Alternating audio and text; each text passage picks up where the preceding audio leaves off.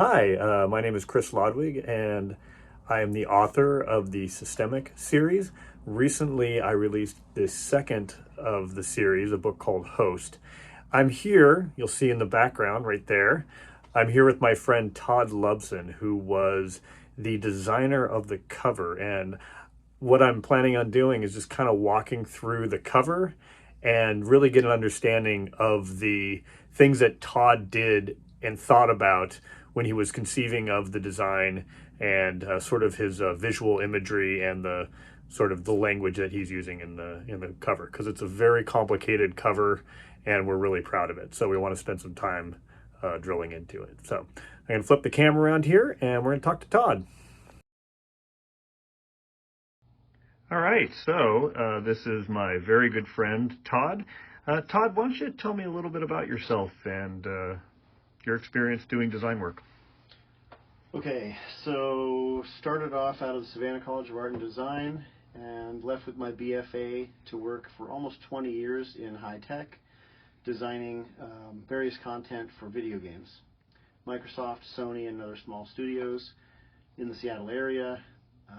Ran freelance for a while, and more recently, like this cover, special projects. Special projects, yeah, absolutely. Cool. So, why don't we get a look at these books themselves? So let's start off with the finished product here. All right, so this is Systemic, and this is Host. And so you'll see, what can you tell me about these things, Todd? Two covers of a family. Chris wanted to see continuity from the two books, and we had a great starting place with the first book. So the typographic elements and some of the other symbology we were able to carry over, and in a very fun collaborative process we got to breathe this new cover's life from a really strong standpoint in the old one.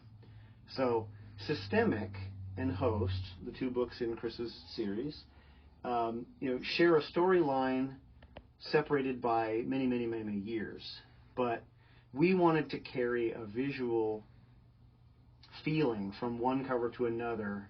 We were just calling it Of a Family. The first thing that I would talk about is symbology, then typography, and the gestalt, if you will. So the symbology, we have figures in silhouette, we have dark, moody, cloudy atmosphere, we have mathematical symbols and other relationships in the overlays that build up the cover's depth, and then we have a common typographic element.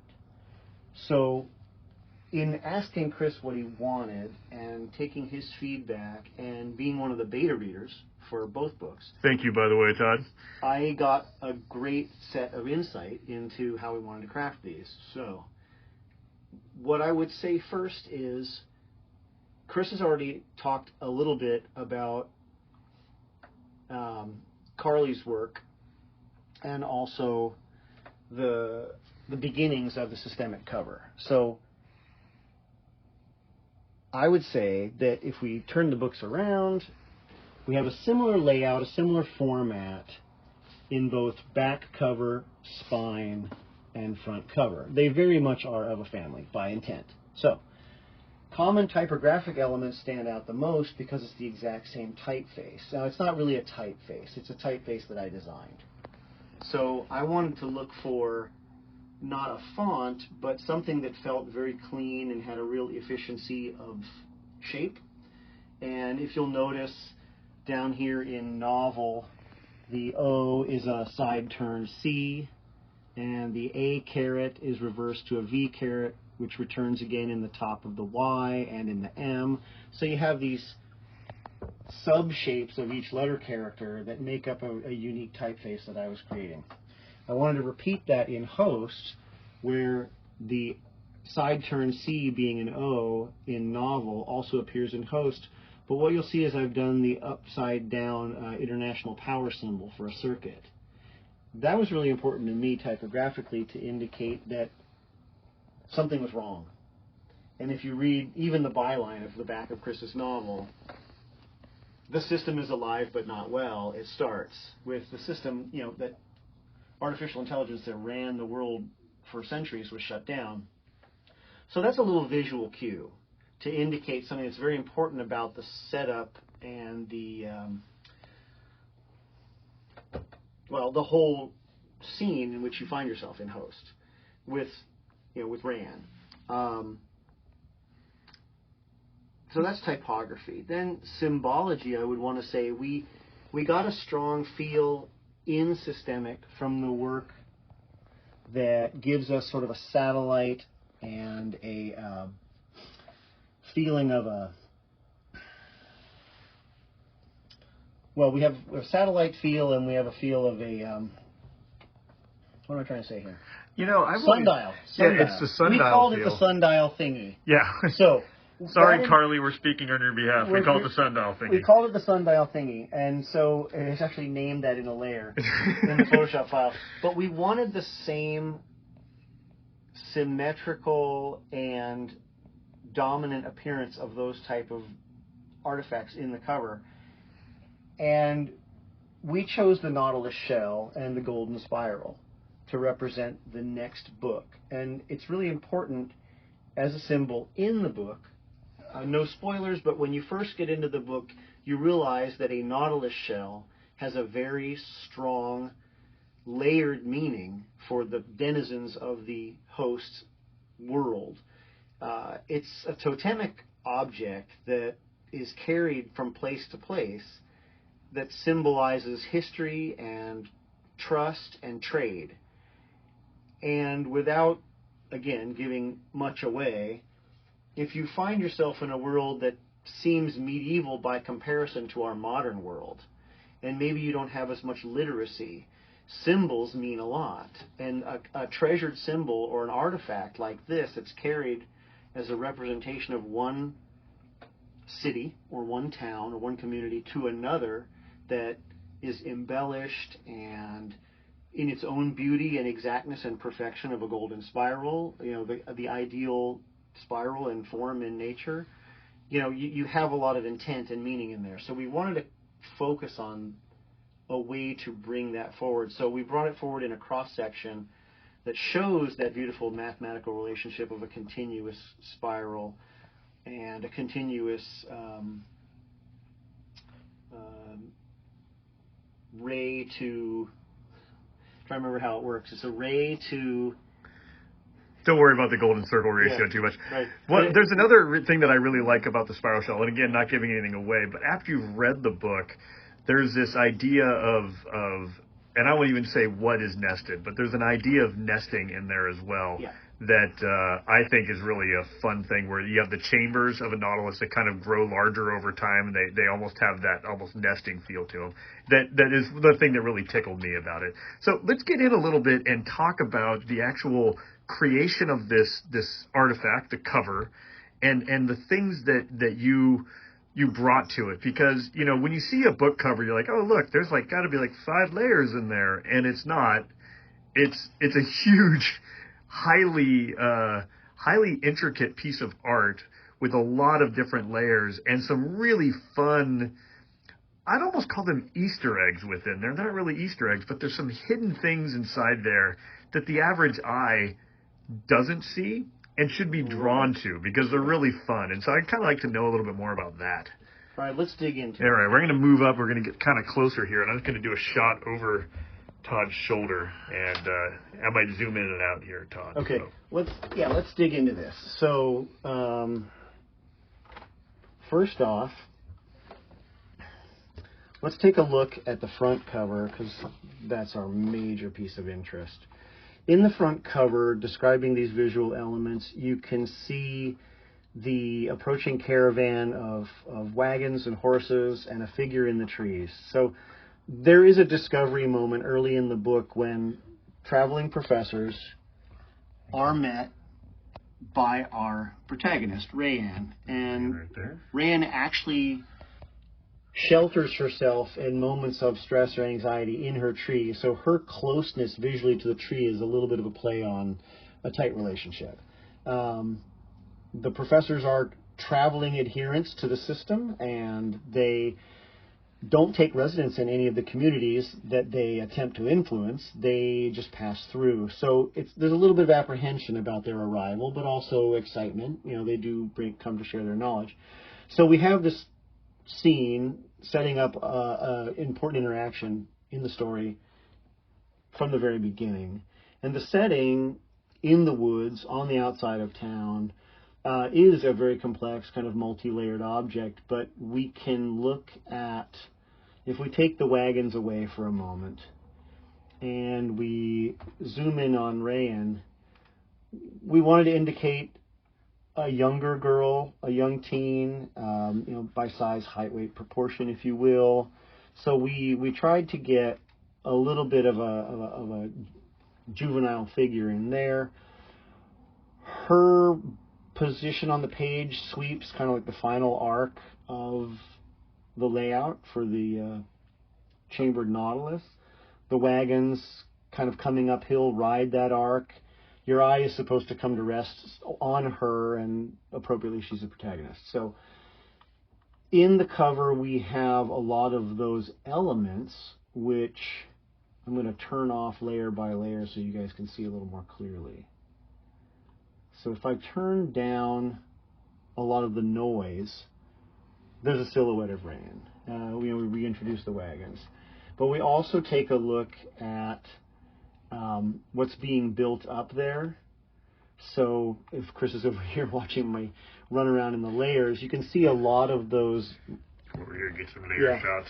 Some visuals in the interaction that's growing and building on the Nautilus. The Nautilus being the golden spiral and found everywhere in our universe, all the way out to galaxy arms, it felt right to be in the sky as a central object in the cover. So we have the arc to ray axis, which is a constant. We have the chambered Nautilus shell, which has its constantly evolving shapes.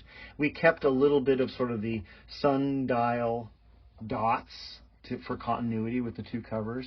We actually took two Nautilus shells. If you look, it looks kind of I kind of like the noise and chaos look of it. Mm-hmm. But if you look, we had one Nautilus shell, and we actually flipped another one around as a different Nautilus image and iconography, so that it was like there was two opposing Nautiluses, one going clockwise, one going counterclockwise. Yeah, I thought that was pretty fun. So I'll turn that back on, because you have one that's a negative bleed through in white, and then you have another one that's a negative bleed through in white, but their interaction centers around the focal point of the O in host as the nucleus for both there. Then we bring back on what is an overlay layer to kind of set the mood and tone similar to the first book. And then I wanted to show these elements here, which are overlay layers, wash layers, and I'm going to make them 100% visible so you can see what they are. But this is one of the more fun aspects of treating and building an image like this. So while I'm making a few clicks, we have set this up. So what we're seeing here,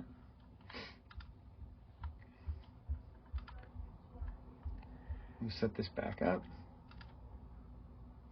There we go. Well, he's fiddling around. I got to say, one of the fun things about this is I got to sit here in the room with Todd. He had some basic things that he was doing, and you just got to kind of, you ever go to an optometrist and they're like, what do you like, A or B, A or B?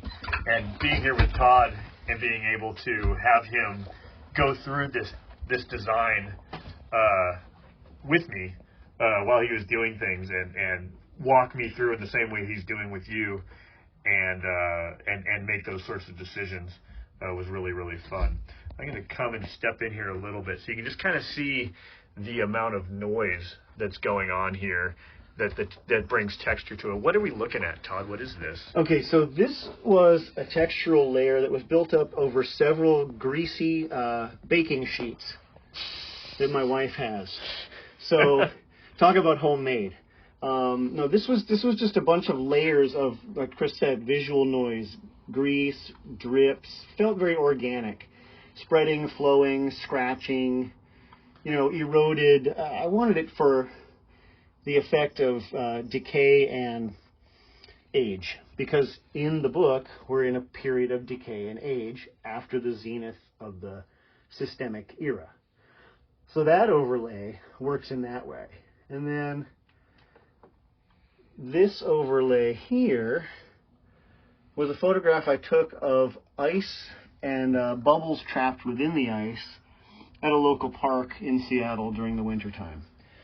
So it's another deeply layered noise effect, but it's also, again, very organic.